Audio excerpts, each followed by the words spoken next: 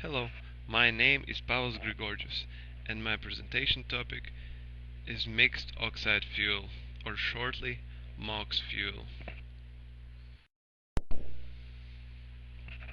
In my presentation, I would like to cover definition of the MOX fuel, the way it is produced and manufactured, applications, and where the MOX fuel is used.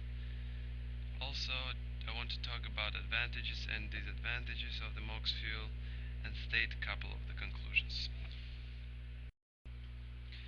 Simply talking, MOX fuel is a type of nuclear fuel designed for use in breeder reactors, consisting of uranium and plutonium oxide blend.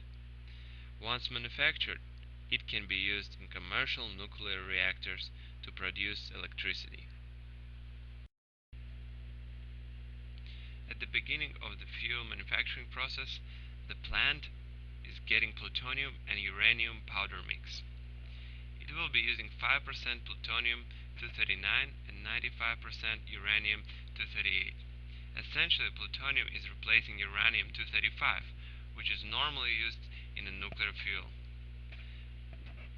At the facility, the powder will be milled to ensure a uniform composition, shaped into small pellets and baked at the high temperatures. Finished pellets will be placed into fuel rods that are then bundled into groups of 264 to form an entire fuel assembly, which can be then loaded into a commercial reactor. You can see the picture of the assembly on the previous slide. Once the fuel is irradiated in a reactor, it will no longer be suitable for use in nuclear weapons. As I said before, MOX fuel can be used in any nuclear plant and produce substantial amount of energy.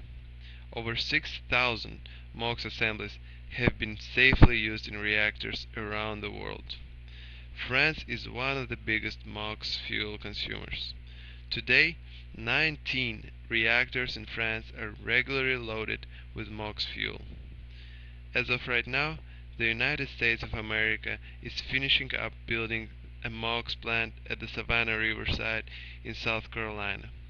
TVA and Duke Energy expressed interest in using MOX fuel. On the picture you can see the nuclear fuel cycle. Once the MOX fuel is produced, it goes into the reactor as well as natural uranium. After fuel finishes the work, it goes through the recovery process, and recovered fuel is then used to produce MOX fuel again, and the process keeps going on. The main advantage is of course the production of the electricity. Another important advantage, and the reason why MOX fuel was created, is disposing nuclear weapons. After the end of the Cold War, big countries like Russia and USA have huge amount of nuclear weapons in their storage facilities. Engineers found a way how to dispose nuclear weapons and make it beneficial for the society. One more advantage of the MOX fuel is that it is using recovered plutonium from reactors to produce new nuclear fuel. As a first disadvantage, the MOX fuel is costly and not financially effective. For example, in United Kingdom they forecasted $200 million of profit, but the plant itself would cost over $460 million. That's the loss of more than $200 million. Next disadvantage is radioactive waste. Although we are trying to reduce it by reprocessing nuclear fuel, the result is still negative.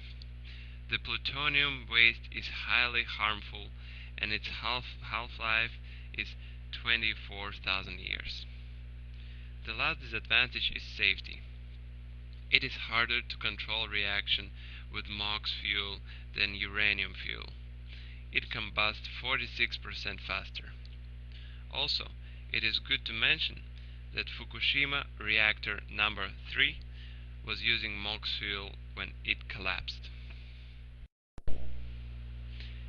In the conclusion, I want to say that although MOX fuel has its advantages and disadvantages, it is not the best solution for disposing nuclear waste.